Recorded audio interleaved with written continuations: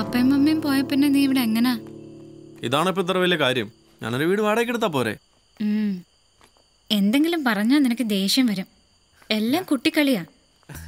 ഫ്യൂച്ചറിനെ പറ്റി കുറച്ചൊക്കെ ചിന്തിക്കണം. ഈ ഫ്യൂച്ചറിനെ പറ്റി എന്തിനാ താരാ നമ്മൾ അധികം ചിന്തിക്കുന്നത്? ഇന്ന് വന്ന പോലെ അപ്പാ നാളെ.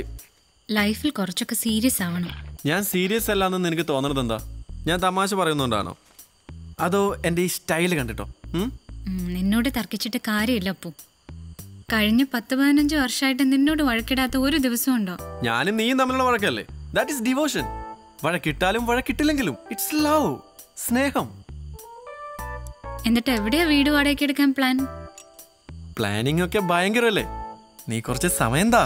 ഞാനൊന്ന് മെയിൽ കഴിയിട്ട് വരാം. Okay, I will wait. അല്ല, വീട്ടിൽ പോകാനുള്ള പരിപാടിയൊന്നുമില്ലേ? I have some big plans. നീ പോയിട്ട് വാ. ടുട്ടു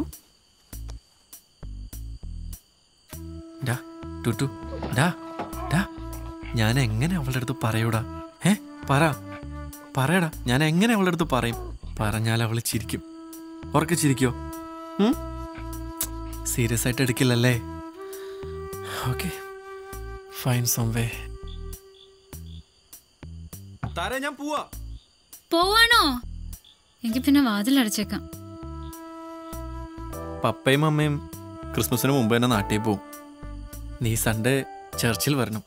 ചർച്ചിൽ എന്താ? ചർച്ചിൽ പ്രേയേഴ്സ്, പിന്നെ സർപ്രൈസ്. ഞാൻ പറയാം. ഇതൊരു റൈറ്റ് ടൈം ആണ് തോന്നുന്നില്ല. Good night. ബൈ.